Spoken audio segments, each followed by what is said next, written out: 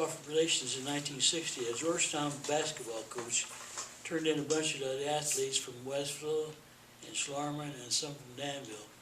I don't remember what it was about, but they were ineligible on kind of that for, I think, for a part of the year on kind of that.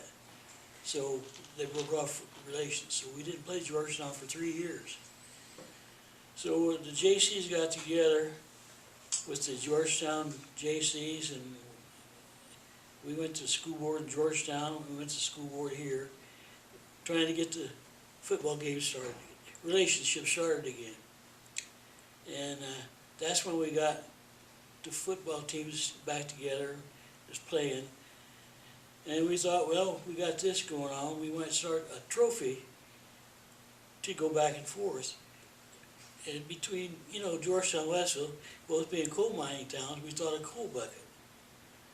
Well, I was in Danville one day, and I went by this furniture store, and they had this coal bucket window.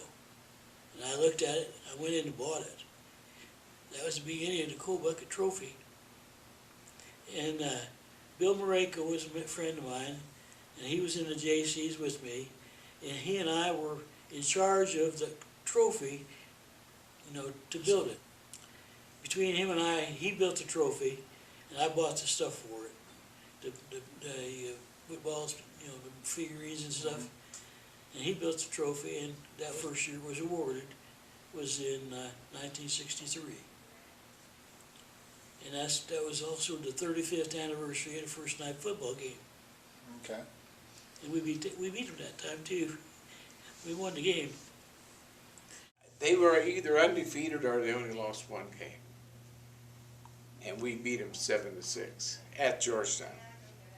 And I caught the pass.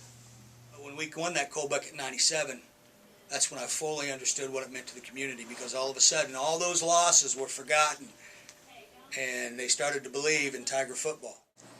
I can remember when I was in school, kids from Georgetown coming down and spray painting the press box, spray painting our field. I can remember kids from Westville going down there, trying to do this and doing the same thing to their field when they were hosting the game. You drive up the main street in town, every window was painted for coal bucket. I can remember kids getting out of school early or during the day to go and paint windows, like Latos Hardware and Redulis Insurance and some of the other buildings down down State Street. So yeah, it was a huge deal. And of course back then, like I said, our football team was so bad. And I can remember going to football games and the stands being almost empty. But when it came to coal bucket, it was still packed. It didn't matter what the score was. And I don't know what it is about that game, but kids tend to amp it up. They tend to play their best in that game, and performances that you don't normally see out of kids. I had a kid in '97 make 2 catches. He caught the ball twice. He hadn't caught the ball all year long. Blake Frazier was our quarterback back then. It was just absolute, just fast as lightning. And, he basically put us on his shoulders, and we won that football game. And a lot of kids that played that night that hadn't made plays all year all of a sudden became superstars that night. That's what the coal bucket does. And we won that game, and I can remember the fans just storming the field, and it was like winning the Super Bowl. I thought confetti was going to fall from the sky. Everybody was so happy. And my gosh, I've never experienced anything like that. Coal bucket's always fun. I mean, you go into that, and like we were undefeated a couple times going into that, but you never know. When you play Georgetown, the coal bucket, anything can happen. I mean, my senior year, there was a torrential downpour. It was probably 30 minutes of we had it canceled for a while, and that was horrible. Playing in a mud bowl, but there's nothing like the coal bucket. Everyone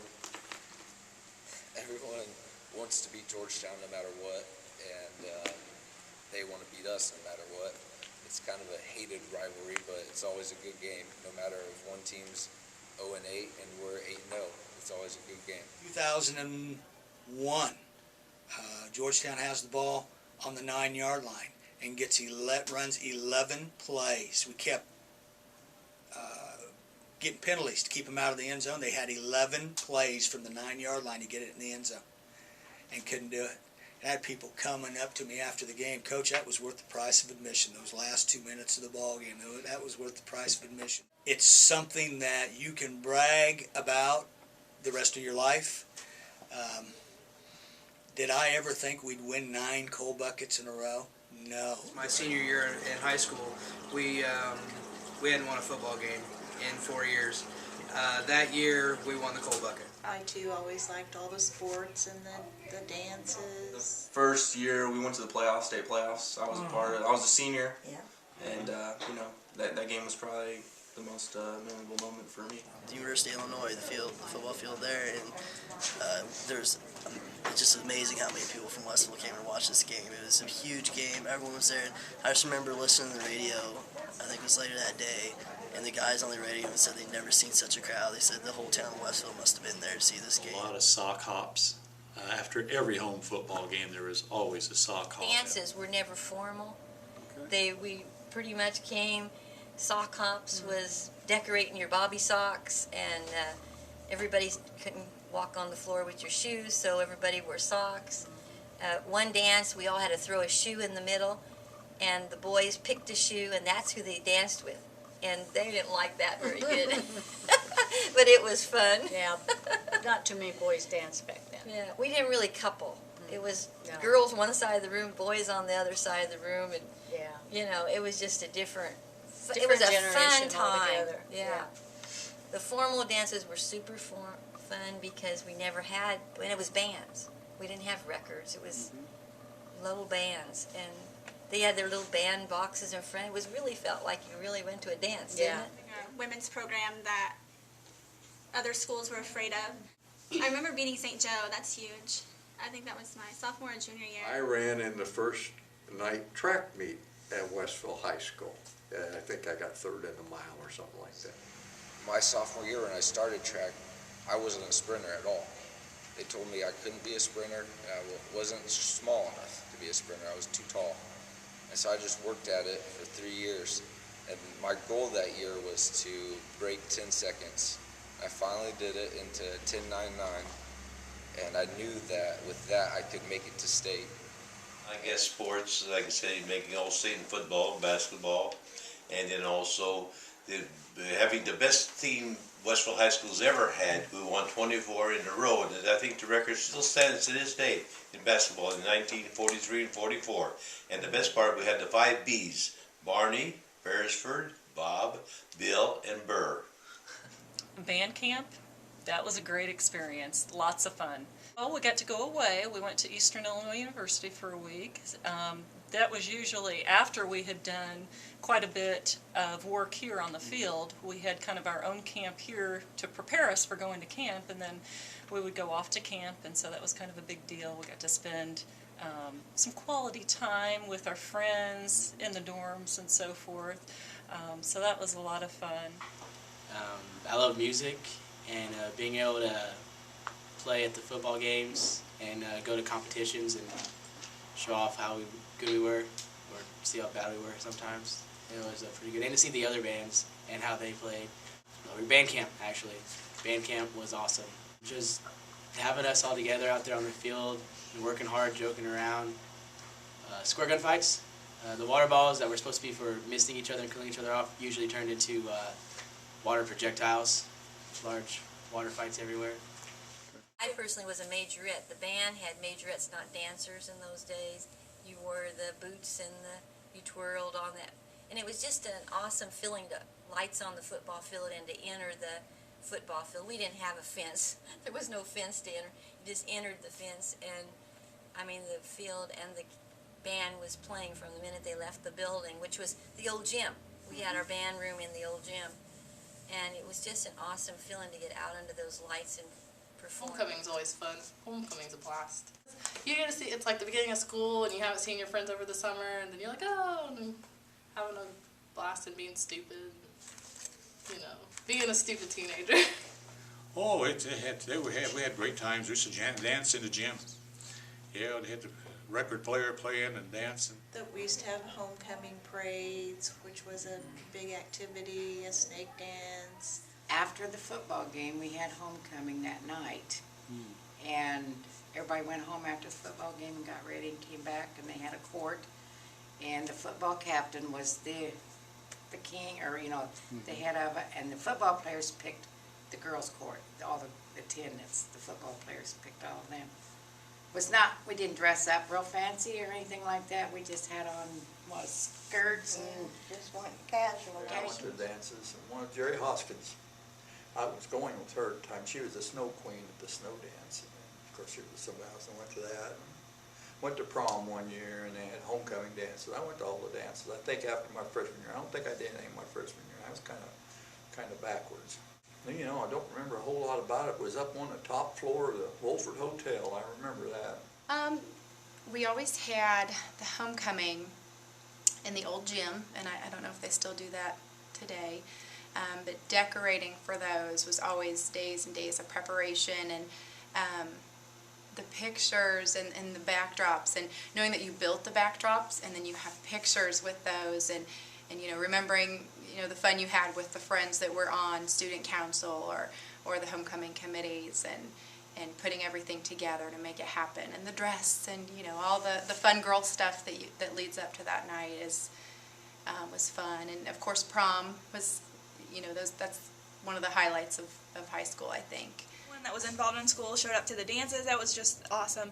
And my freshman, sophomore, and junior year, we had prom at a different location, and then my senior year we got to bring it back and had it in the new gym, which was awesome. So that was like a cool way to go out our senior year, having prom in the new gym. We shouldn't tell this, but we spiked the punch. One of the teachers had somebody in a white sports jacket. Well, all the kids had white sports jackets at that time. We know who did it because it was our best friend. And it was like everybody. He brought a bottle in. Everybody had in the punch. Yeah, we had a good time. Proms and homecomings, those were always a lot of fun. We also had Sweethearts Dance, Sadie Hawkins, and we had a luau 2 years, which were probably my favorite dances. Those were always a lot of fun. My freshman year, we had the luau dance, which I don't think they did my last 3 years, but my freshman year they did. And it was pretty fun because we had the watermelon eating contest. We had a GAA, the Girls Athletic Association. Right. Yeah. And that's mainly where the Mayfate came from, was all the girls that were in the physical education classes. Thinking of activity-wise, I love the Mayfate, and this is no longer, you know, with us, which is very sad. But I can remember doing those things over and over and over again. Mrs. Dowd always had us, you know, do it again, do it again. And the girls were very cooperative at that time, and we enjoyed what we were doing. It was in May, and it was just kind of an accumulation of everything that had gone on in the classes during that year. There was tumbling, they had girls, and even some of the guys would tumble with us. We would build pyramids, and we'd do dive rolls over 6 or 7 people. We would learn dances in the PE classes. I can remember my senior year, we did a cowgirl dance and had the hats on and little skirts and guns and all this kind of thing.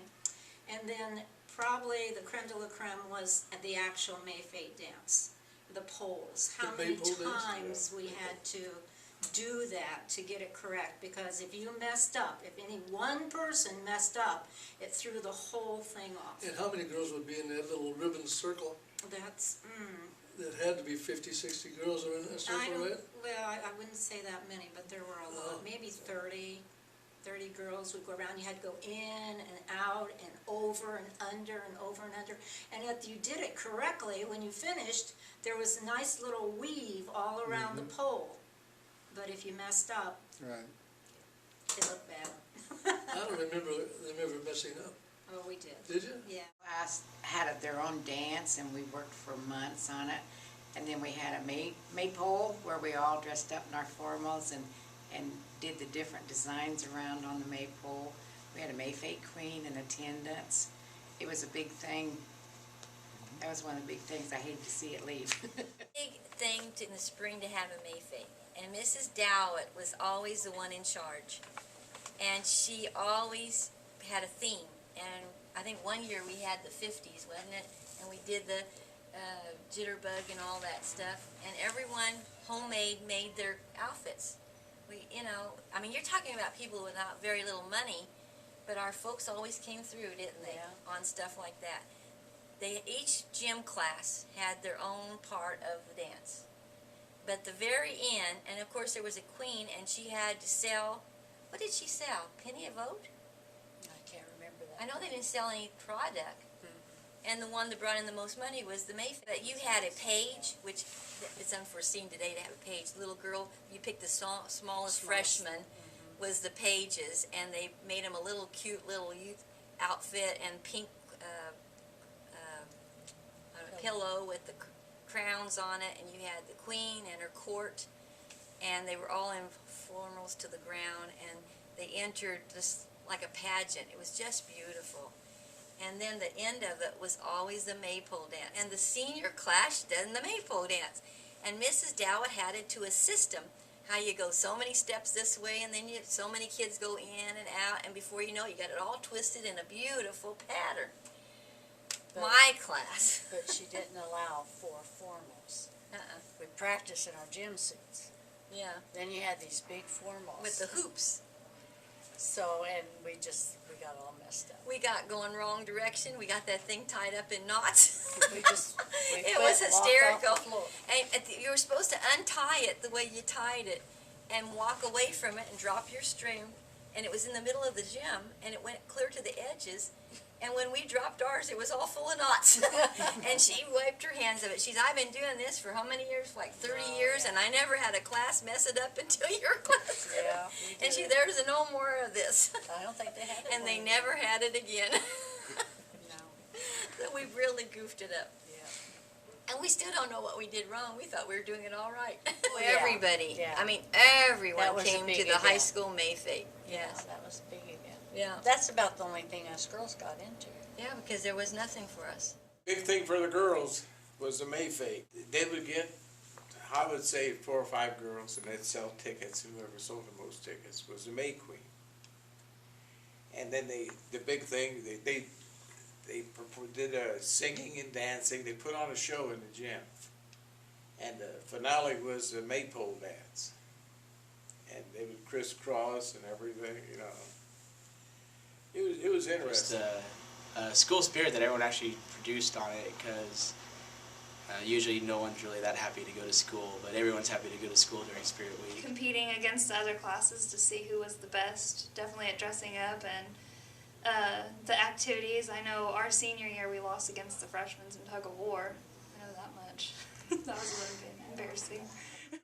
Senior year, I think we actually got beaten in tug of war. It's embarrassing. But no, Spirit Week is great because, I mean, who doesn't like dressing up like an idiot? I mean, you gotta love it. Guys dress up as girls, girls dress up as guys.